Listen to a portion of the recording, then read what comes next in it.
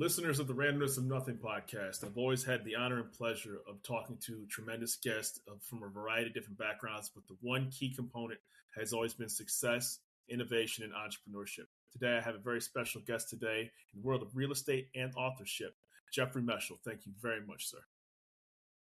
Pleasure to be here today. You have a very wide background of success, and I read about you. Your accomplishments speak for themselves. And it's all in. And right now, you're the co-founder and principal of Candor Capital Partners. So, can you give some insight into your background, please, sir? It's diverse. I mean, what keeps me ahead of my wife's expenses is my real estate investment business. I buy buildings, own and operate. It made you laugh, huh? And kind of focusing on medical properties. My son is my partner. I got some other Beautiful team that's involved in it. And I'm also a short-term lender. I do bridge loans on real estate. And then I'm on a bunch of different boards and involved in the investment arena in different capacities, but I'm all over the place. What's amazing is that, you've done this for years. So what's it like when first getting into the world of real estate? Did your background set you up for this from the very beginning? No, actually, I started on Wall Street, and I was working for an investment banking firm that wasn't exactly, I always questioned like things that were going on. It was kind of shady a little bit. And I was involved. I became a really fast success. I made a lot of money in my 22 years old. And they made me, a vice president of one of their companies. And I had issues with that. I said, you know what? I'm not really crazy about Wall Street. I think I'm going to jump to real estate. So I went to a firm that was doing real estate transactions, and that's how it started. Oh, that's wonderful. That's absolutely fantastic. And the property sizes that you actually get involved in, the deals that you guys close, they're multi-million-dollar deals. So how do you navigate that space that's so competitive, that's so crowded, so to speak of it? And what's the world of real estate really like when you're doing these transactions and deals, if I could ask? Well, to some point of the answer, it's actually relevant to the new book, Knowing Who You Know. I know I have 15,000 people in my personal database. I was on the board of Signature Bank for 15 years in New York City. I am connected to a lot of very, very serious people. And because of that, I see things. I get transactions that come to me that are off market. I get stuff from brokers as well. But knowing all the people I know is definitely a facilitator that creates opportunity. And I thought it was fascinating how you said people sometimes they don't, they know people, but they don't make connections, right? You take networking very seriously, and you make sure to get to know people. In this ecosystem that we live in, where people have thousands of people that are connected to them, thousands of people that they're followers with, or even millions. What's that difference between that and making actual personal connections? Effort, time, care, consideration, and being responsible. By example, when I meet somebody and perhaps get a business card, most people, get business cards, they put them in their pocket, they go home, they put them on the desk or in a drawer, and 3-4 days later, they don't even remember who the person is. When I get a business card, my conversation I make notes on the card immediately. I immediately put that person into my database, and I put the notes in the notes section. I then look them up on LinkedIn to see who they know that I know. Who do we have commonality? I may reach out to them. Oh, you know Steve, or you know Bob. Oh, yeah, he's a good friend. Let's get together. Well, maybe, who knows what. So I go out of my way to enable relationship and possibilities. And I have incredible stories about the stuff that's happening because I live my life this way. Right. And so do you find out that, is it a generational divide, or it's like, because do you find it, that maybe a newer generation doesn't even have that connection with those business cards? And then we can really dive into, your book, your authorship, and all the other, boards that you've sat on as well, too, because you have a very variety of a career. What I have to say and what I have to share is not taught in a classroom. What you read in a textbook is, things that are really, meaningful, but not so meaningful. What I have to say is relevant and is extremely powerful. And, if you go out of your way and you're conscious, I hit the button send, and I created a company because I sent an email out to my entire database. It turned into a company. I hit the button send, and in the new book, I created a chapter because I sent an email to 80 people. 23 wrote stories, another 20 called me, and that turned into a chapter in the new book. I'm one phone call away, which is the title of my first book, from a lot of very serious people. And because I do all these different things, I'm in front of people, it creates possibilities and opportunities. And one of your sayings that I saw, it says, trust is this double-edged sword. What does that mean? My strength is my weakness, a little bit. I'm a very trusting person, and like being so. I've also learned the hard way. My last book's title is Trust is a Double-Edged Sword. Trust me. And I wrote it because of a horrible experience with a crooked partner who was a guy that I knew for 15 years. He Oh ran no. operations in my last company. Aside from being a thief, forger, his stories are so incredibly extreme. He had fake names, Oh fake my email gosh. addresses. Fortunately, as we speak, he's been sentenced to go to jail. It's just a matter of time when he's actually going to go into jail. But because of him, I had to shut down my company. It was the most horrible experience. I had hundreds of investors I had to protect. I was finding out things where he forged my name on stuff. And if you saw me then, Oh this my is gosh. 2019, my hands were shaking. So I was just, it was beyond stressful. But what became somewhat cathartic, the stories were so unbelievable. I started writing them down.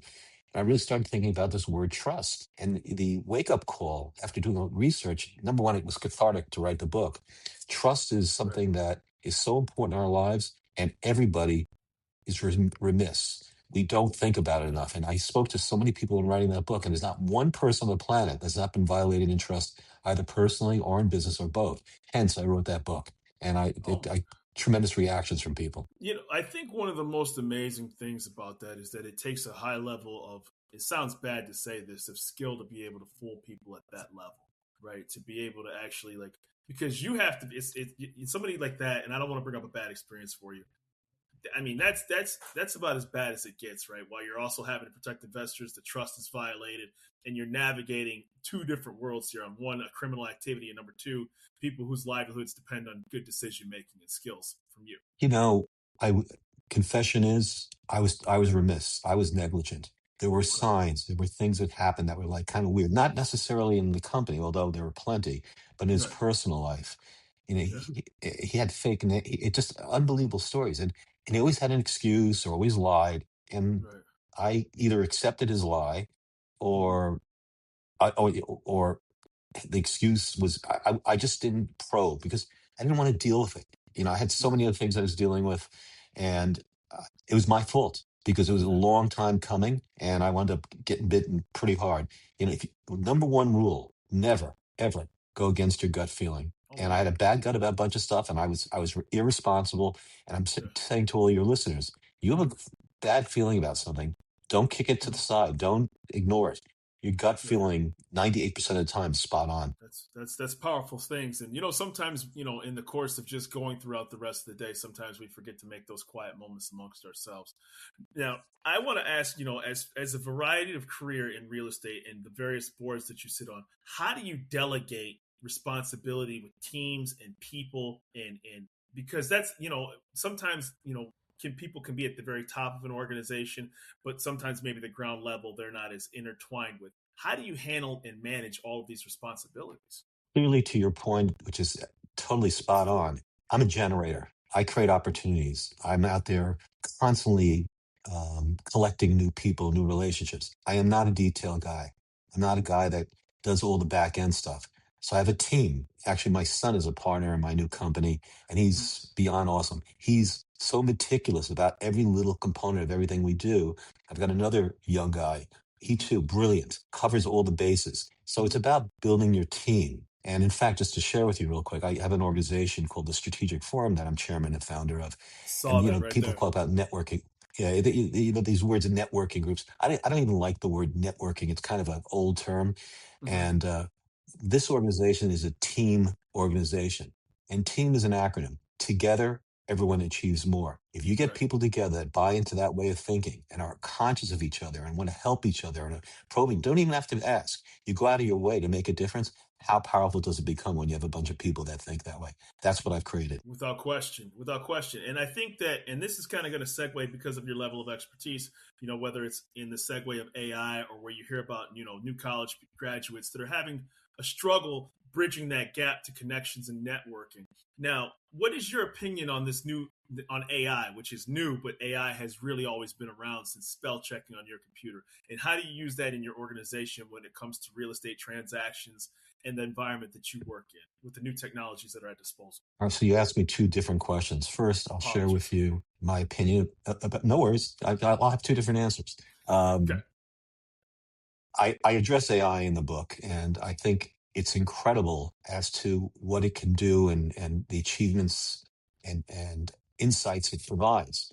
I'm also scared to death of it because every day it's changing and evolving, Hmm. and it's impacting us dimensionally. It also takes away brain capacity for people to actually go out and do work where they can go to a search engine and AI and do the work for them. So there's all these components to that are extremely positive and also extremely negative. My biggest concern, candidly, is that I think with the escalation of wherewithal with AI, if it gets into the wrong hands, we potentially could have an incident that will make 9/11 look like a car accident. Oh And my those are the things gosh. I'm afraid about AI. Yeah. And unfortunately, that's not fantasy. That's a true reality because there are a lot of very insane countries out there, insane people that are in this world. Without question. That said, going to your second question, schools, education, what we learn.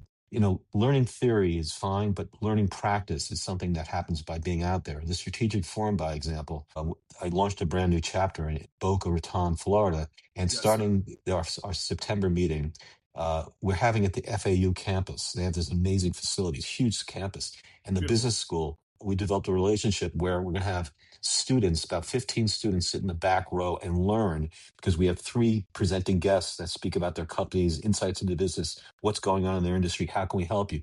They get to learn on the ground what's going on out there versus what you read in a textbook. No less, potentially developing relationships that will create opportunities for them. That's not done in university. They don't teach Right. this in schools, and that school we're doing that, which would be a great thing. Yeah, I think that having that, and I went to college, I graduated from Michigan State, and there's a certain disconnect. I just had this conversation actually just yesterday.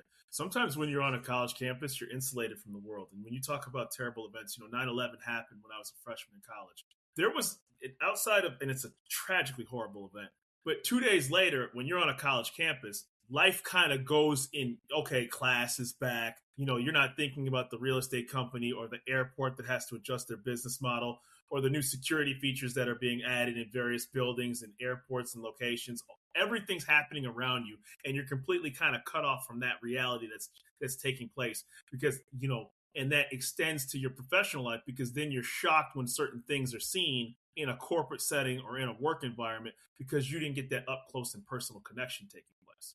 As we get older, and I think I see one gray hair on your head. As you can see, I've There's got more quite than a bit. that.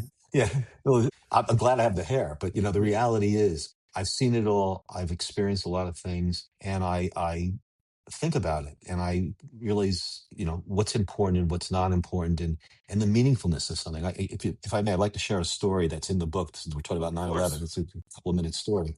Of So I'm course. finishing the book, and again, the title is "Know Who You Know." And those words are clear what they mean, but the book goes far greater than what the words say. So I'm sitting around, I say to myself, I don't know why I said this to myself, but I said to myself, who in your life has had a big impact on you? Now I'm saying that to you, and Yeah. I'm now saying it to all your listeners. Who in your life's had a big impact on you? Now you might look up, might look to the left, right, and immediately think of someone that was very significant. I did. And that person's name popped into my mind. I'm thinking about this person. I say, wait a second. This could be an interesting chapter in the book. Know who you know, Beautiful. who in your life's had a big impact on you. So I sit there for a Hmm. couple of minutes. I decide to send an email, as I said, to 80 people. And I took the title, the potential title chapter, and I put its words in the subject matter. Who in your life's had a big impact on you? And I wrote, I'm currently writing my fourth book.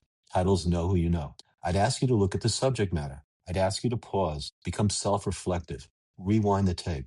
If you have a great story about someone in your life that impacted you so significantly, greatest business opportunity, tremendous insight and wisdom about what you should do, or on a Right. personal level, family member, someone that became so important to you, and you're willing to take the time to share the story with me, I potentially will include your story in the chapter. I'd ask you to exclude your mother, father, direct sibling, someone separate apart. By example, I'll start.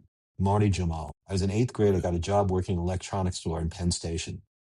Hmm. And it was a store that had no fixed prices. It was all such a chicanery.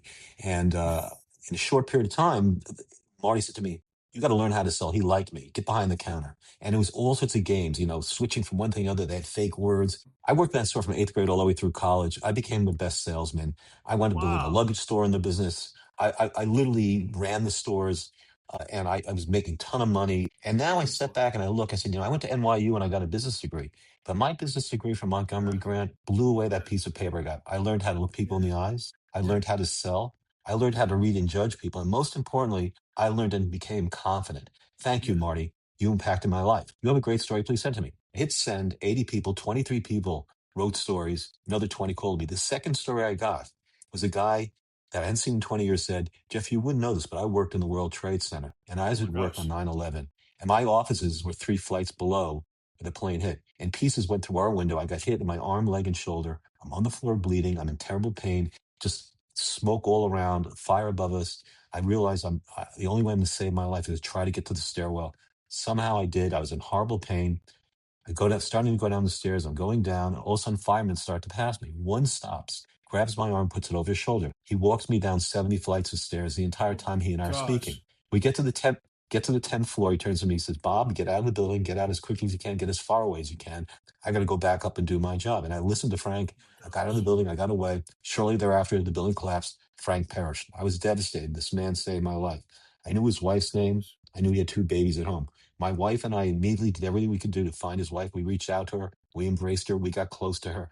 We with Oh my her gosh. all our holidays we spend with her and her kids. Her kids are the same age as my kids. They're like brothers and sisters. Wow. Thank you, Frank. You saved my life and gave me a second family. I put that story in the chapter. I don't think I've heard something How like cool. that. Oh my gosh. Oh my gosh.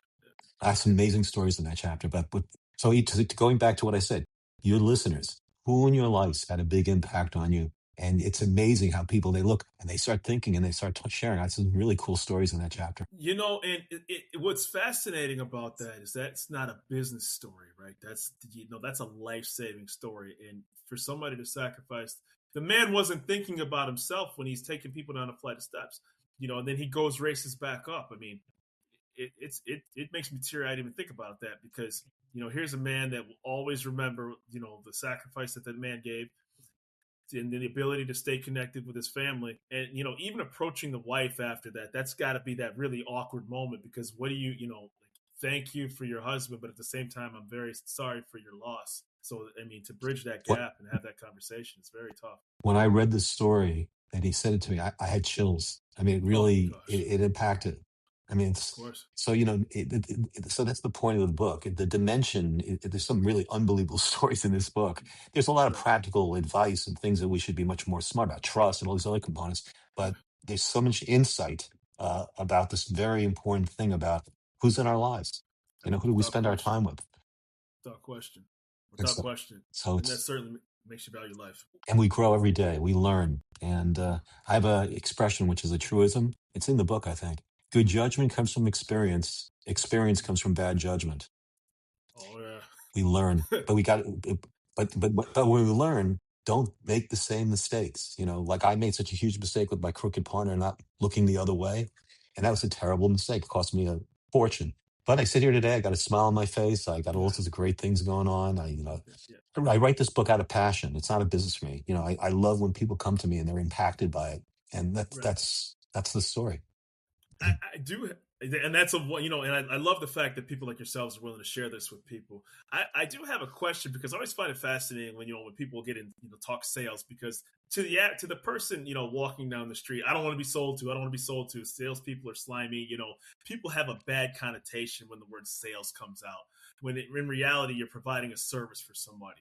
So when you're getting that groundwork in of being a salesperson, what was the key to getting people when it came to trust, to making a purchase, to being the subject matter expert, and ultimately just to kind of take the stigma away from the word sales? It's a generic term that, to your point, can be very sleazy and disreputable, Yes. but then can be also something very, very positive, and it covers so many things. If you ask me what I do, I'll start off by saying I'm a salesman and I have to make a difference. That's what Yes. I do. All the things you read about me and all the different things I'm involved in are below those two terms. Everybody's a salesman in every Right. capacity of life, Yes. but do you have integrity as to what you're doing? And that's really the benchline. The word sales is just an operative word as to what we do. But Right. what we do is about integrity and doing things with the proper intent and caring. I have to make a difference. I love doing all sorts of things to go out of my way. I'm involved in some very fascinating charities. I'm with law enforcement. I'm very behind law enforcement, bringing them and the community together. I'm part of another foundation called the Clarion Project. It's a foundation that scours social media for threats. The last 2 years, we unveiled almost 200 threats of school shootings, people talking on, Wow. social media, and we stopped them. We stopped one in Florida, Boca, a year ago in Texas. Anti-Semitic activity exploding on social media. Stopped Yeah. synagogue shootings. I mean, it's incredible. And we go to law Beautiful enforcement. We work. discover stuff to prevent it from happening. I spent a lot of time on that. In fact, I have Yeah. the Clarion Project as an honorary member of the Strategic Forum because I want our guests and people come to learn what they're doing. It's Right. important for us to know they need support. So Yeah. making a difference is really what I'm made up to be, and I'm a salesman achieving to make a difference. Yeah, because sometimes there's a breadth and depth to that topic that sometimes when people say it in one word, it doesn't really encompass the full force of everything and the impact that people make because they only see the transactional side of something that's taking place. When in reality, it's about community building, it's about stopping threats, it's about stopping hatred, and being able to make an impact on people's lives and support livelihoods as well too. And to be able to do that, if you just put that under the word sales, it doesn't give it the full breadth and depth of what's actually being accomplished. Now, how do you manage all of these boards that you're on and being able to what's that like being with multiple companies? It's funny. My wife says to me all the time, you never stop working. And I always look at her and I say, I never work. All the things I do, I love to do. I love doing this. I love speaking to you. I love, hopefully people are listening. I'm making a difference in terms of the way they're thinking and or they want to Yeah, learn and become stronger yeah, about something they're not thinking enough about. For me, it's about making a difference. I'm jumping from one thing to the next. I have today yeah. 4 meetings after our Yeah, right. Yeah, it's amazing what things happen from building. What are your words of advice? Because I've never to be able to encompass everything that you're doing into this episode is almost basically like not right because I we haven't gotten a decade of everything that you've gone through. But just in the short period of time of 4 decades of real estate experience, what's been the change that you've seen up close throughout your entire time in business? think it's more about the change in me. Things in business, I mean, technology, all sorts of things change the way things are done. You got to learn, and it's about doing the right things. And I love being busy. I love collecting new people. I have 15,000 people in my personal database, and with every experience, we get smarter. But just Right. be hungry to get smarter. Don't sit around doing nothing. Make a difference for your listeners. Get the book. Know who you know. You'll get a lot out of it. And I'd really appreciate those who do get the book and read it if they put a review on Amazon because that helps me. And Yeah. I'm one phone call away. So if people read the book and they want to reach out to me, go on LinkedIn, send me a message. I will respond. If I can be helpful, that's why I'm here on this earth. Absolutely. And the one last question I have is I couldn't without actually asking this question. One of your big things is conflict resolution. What's that like, is particularly in a world like real estate and just in general, what nuggets of advice can you pass along to our listeners? It's a hard question to totally answer. I mean, it depends what the conflict is. I got divorced once. I'm remarried. I got the most amazing wife. My ex-wife was insane. She went through 20 Hmm. different attorneys in our divorce. That turned into me creating a company called DivorceForce. I created the first online community to empower people affected by divorce. And again, that's the company I started Wow. by pushing send. But there was no conflict resolution because she was out of control and she was doing horrible things. Um, Sorry you went through that. the extremity of conflict. Yeah, well, I'm not the only one. As you know, it's pretty pervasive divorce out Yeah, there. Um, that it is. but you learn. I've learned a lot now. I got a soulmate wife. She's the most amazing person. But I got married for the wrong reasons when I was much Hmm. younger. And, again, you get to know yourself. Um, Look, conflict's kind of a crummy thing and Hmm. try to avoid them. But unfortunately, life has plenty of them. Depending on what it is, resolution is very important. I literally get calls from people going through divorce or starting divorce and seeking my advice because they know me as being, I don't know if I'm an expert, but I created that company. And I Right. always tell them what the most important, stay out of the system. Try to resolve it between the two of you because you get Right. stuck in the system. It's like jumping into a giant vat of quicksand. It just keeps Oh my sinking. goodness. Like I said, and obviously you're not a person that dwells on negative things, and that's a testament to why you're willing also to share this with other people and the listeners on this show. You, for the purpose of only this show, because clearly you've done wonderful things. Where can people find Jeffrey Meshel? Well, as I said, go on LinkedIn. You'll see my name. You'll see stuff that I've done, and send me a message. I've clearly, if you read the book, you'll learn a lot of what I'm sharing, but in much greater detail and stories that are relevant to yourself. Be introspective, make a difference. If everybody went out there and just stopped thinking about just themselves and went out and got involved in things to make a difference, how great of a place would our country be? There's all this conflict out there, all this extremity. Come together with people. Let's be positive instead of buying into a lot of the political insanity and things we hear in the news. Make a difference, and it's extremely rewarding. And whatever you have a passion for in making a difference, it'll make you more empowered and stronger, and you'll feel great. I think the one thing that I drew from more than anything else was that people like yourself, are willing to share this information so freely with others. We just have to go out and seek it for ourselves. And too often people can become sort of tribal, and they look for the negative, or they get things that make them upset. And it takes time and effort to build something positive and long-standing. And so for that, I'm very appreciative of your time, because you don't have to give it. Well, if I made a difference to anybody with our discussion today, I accomplished something. And it's my Absolutely. honor and pleasure. And as I said, passion is a very important thing. I'm very passionate about having these type of discussions and conversations. And if I impacted any of your listeners and like they're thinking of becoming a little more introspective, and they go out and read the book and they come back, because I've had so many people come back at me thanking me and saying, "Oh my God, your insight was this." That's a huge dividend. And I welcome anyone to reach out via LinkedIn, and thank you for having me. I'm very appreciative of your time. Jeffrey Meshel on the Randomness of Nothing podcast. It's been an honor and absolute pleasure, and I wish you nothing but continued success. Thank you, sir. I greatly appreciate your time. Absolutely.